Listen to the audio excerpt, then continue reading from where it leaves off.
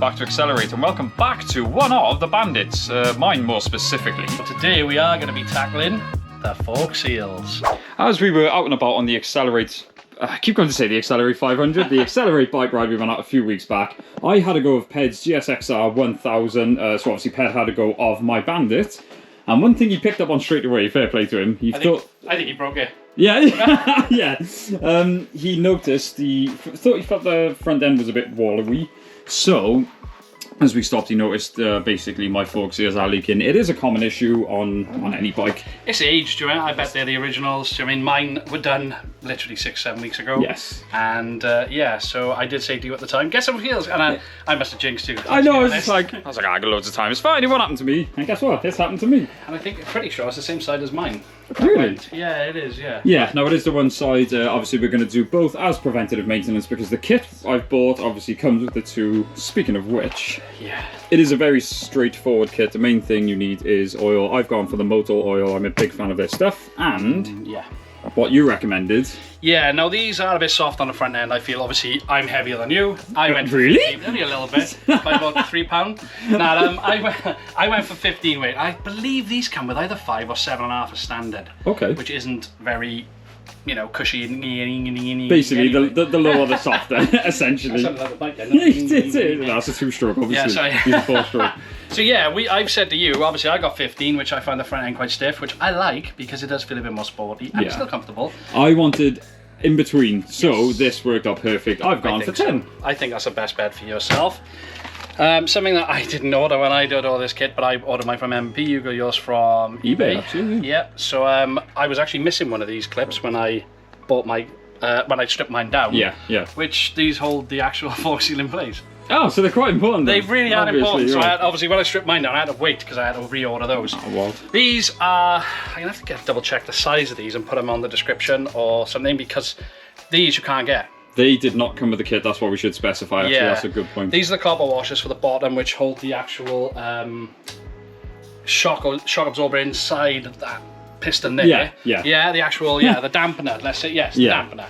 So these ain't available. I will measure the size and let you guys know so you can order these. Yes. Because like I said, these cost me pennies. These are actually leftovers from my I ordered Yes, 5. exactly, yeah. Obviously in here you've got your fork seals and dust seals. There are a difference. That's your dust seal. Ooh. That's your fork seal. Oh, okay. Now when we strip these out, you've got to remember which way they went in. This is why I've got you. This is why I'm not doing it on my own. And you need a tool to knock those fork seals in place. The tool is stood right there. Ha! Sorry. So, yeah, I ordered this, so yeah, I just said at the time we can just use it for whatever, even though we'll probably only ever have to do this once. We never know on another bike. Yeah, we're bound to have more bikes coming through the shop. So it's a bike thing. So first thing we got to do. Well, first of all, for those that are just joining us because you are fans of ours and don't know bikes too well, I'm still learning. Yeah. But what we mean by fork seal is essentially you've got your shock absorber just there, and there is a seal just there that that's not a seal. That's just a dust sheet. Yeah, isn't the seal? Yes, sorry. So I can't. I haven't got X-ray vision because I do apologise. Well, you should have. We spent loads on a camera. But yeah, I want to emphasise as well. I was really worried about doing this job myself because you watch videos and they're like an hour long, and people are like really going into oh, you got to do this, you got to do that. And I was like, oh, what the hell? When I started stripping it apart. Well, I'm not going to lie, I've done, I've stripped my entire car, my MX-5, and when you said about this, I was a bit like, oh, because I've never done it, but Kenny keeps saying it's not a scary job, it seems intimidating, but it's not, so it's really. It's a little bit time consuming, but that's about it, as long as you do everything in the correct order. Which I can't remember to do, so this is going to be I was going to say, first of all, but I don't know, what is first? We got to jack the bike up on the front, this is why we've got it parked. Yeah, you're making me nervous when you were looking up there. So we got to put a strap under here, lift the bike, so the weight's off the front wheel, because we got to literally strip the front end off this thing. Okay, I trust It's not mine, mine's this.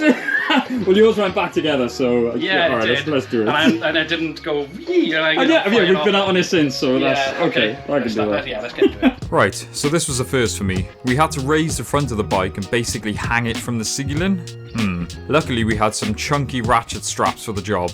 I left Kenny to do this important step, so I had someone to blame if it went kaput. I imagine this may be difficult if you don't have a garage, but luckily Kenny has a garage that has exposed beams. We literally strapped it from the handlebars and took the weight. Welcome to the ranch!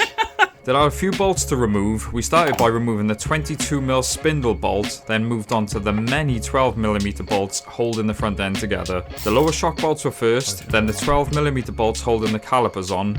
Then there are 10mm bolts holding the brake line brackets on, and 2 more bolts each side holding the front hugger on. Just by removing the hugger or mudguard, it looks naked. We now need to remove the spindle. We did this by screwing the bolt in a few threads, then tapping lightly to get it moving. Then finish by tapping an extension through the spindle. And out it comes. The front wheel then simply rolls out of the way.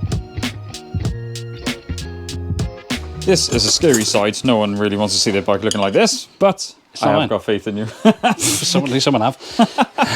So basically what we've done so far is remove the front wheel and everything on the front attached to the shock lower down. The next part is what I consider quite scary because we got to dive in here. Right, all we need to do with these, right, it's supposed to be like, it's like a 23mm. Right. I know, I got a 24 and a 22, so I use a 15/16. So that's all I got. You can't get a ring spanner on it because the handlebars are in the way. So you use the open ender. Now what we're doing with this at the moment is just loosening them off. Because obviously you try and loosen them when it's...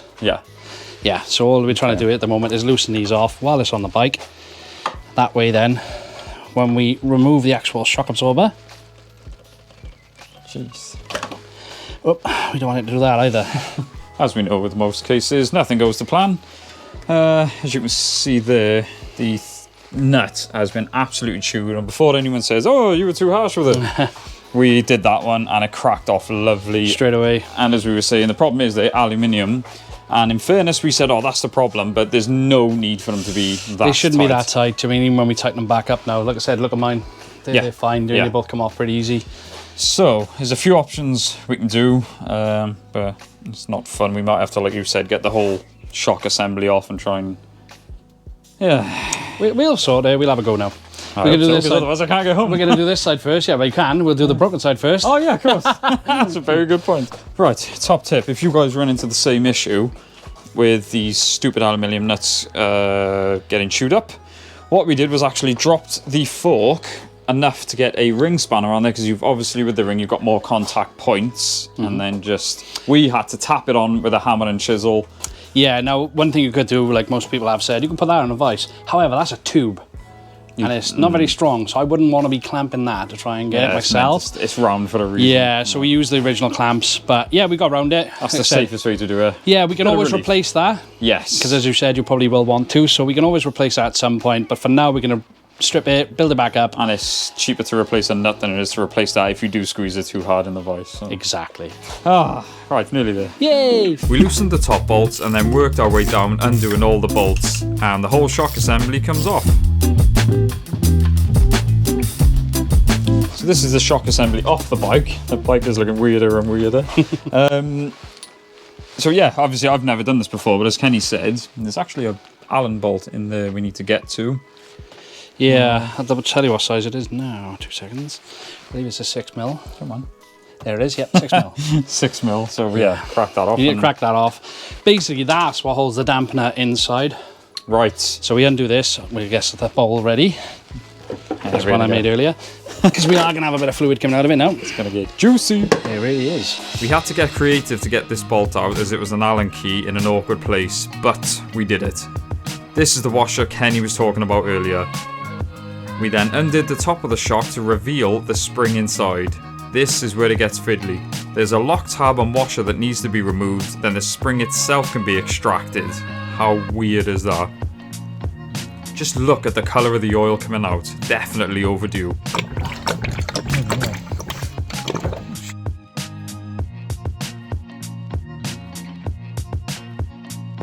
Next up was removing the dust shield, then the clip that holds the fork seal, then carry out this interesting technique of removing the seal. And that's how you get it out. That there. Is it? That one, yeah. So that sits inside that part. I'm going to tap that in then. Obviously this sits on the top. We lubed up the new seal and placed some cling film over the strut to aid installation. We then used the fork seal tool to knock the seal into place. In goes the clip, in goes the dampener, in goes the spring, In goes a very precise amount of oil, lock tab and washer installed along with the top bolt. Then it's just a case of sliding the strut assembly back into place, reinstalling the spindle and not forgetting the spindle bolt. Thank the Lord, the bike is back in one piece. And so far, it looks good. It looks like a bike again. Yeah.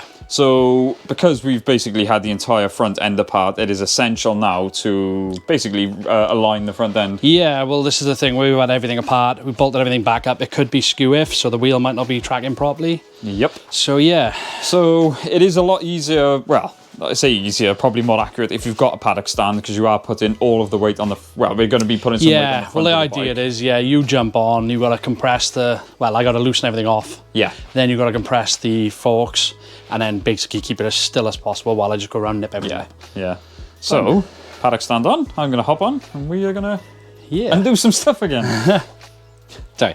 Right. Yeah, so you've got to basically just loosen everything off except for the top one, because that's what holds these in place. Otherwise, you'll push down and then go flying forward. Which so we would don't be want that. comical. But... Yeah. So we're going to do all the main bolts. So all the 12s, there for the caliper, the bottom there for the pinch bolts for the spline, the 8 mils on the hugger as well, because obviously that is a bit rigid, isn't it? Really. So it's quite hard Did you want to plastic. do the 24 as well on the other side? The 24, yeah, I've done that. So yeah, basically now you compress the front end. So Several times. it feels a lot softer than yours did. Yes, you've definitely got a bit more movement than yours. That should do. Yeah. Yeah, just sit and stay still as you can. And I'm going to turn off because I got to tighten everything back up. On the road, the front end does feel firmer and a lot more confidence inspiring. That's obviously aided by the different oil grade used, but also the fact that the oil was well overdue a refresh. So even if you aren't upgrading or renewing your fork seals, be sure to renew your shock fluid regularly. I do want to say the bike still feels comfortable and compliant on the front end, as well as feeling capable in the corners. Fork seals done. Yes. Done and aligned. Like you said, it's not a difficult job. It is a bit of a time-consuming job, but it's very. You've got to make sure you take everything off. Oh, sorry, put it back on the way it came off. That is essential. As you're taking it off, lay it out as it comes apart. Yeah, Like I said, keep your spring and everything in the right, make sure it's up the right way, and just everything. Just do it as you take it off. Just make sure you put it back on that way. Every bike will be different, but the principle is basically the same for doing it. So I would say, if you're semi-competent with tools, give it a go. I was going to say, because any normal fork like that, obviously you've also got upside down forks, which would be slightly different. Yeah. But these are just so easy to do. Yeah, this is why we love them. Yeah. So that's it. That's one of the main things. That's put me off riding at the moment because it was leaking, but at least it's now got fresh oil in it as well, so it is a maintenance item that's done. Yeah. But I think that's about it for now, so thank you so much for watching, guys. You're going to have to let me know what it's like when you get home. Yes, Just give me a text and let me know, because it'd be interesting. Like I said, mine's a lot stiffer, so yeah. Sorry, I had to cut you off, Eng. No, we want to know. We want to know. Yeah, and it is a different weight to what it was from factory, and I've just thought, you guys may need to know, if you have got a 1200 Bandit, it is 23 Newton meters on all the 12mm bolts, and then 100 Newton meters on the main wheel bolt just there. I'm glad I cut you off. I know, you did. That's the one He time gets I let you excited. off. He wants to get home. He wants to I do. Domino's. It's been a long day. Anyway, I think we done now. Yeah, let's just do that. Thank you so much for watching, guys. Don't forget to like, comment, subscribe. We'll see you in the next one. Boom! Oh, I'm going to have my domino. Hell yeah.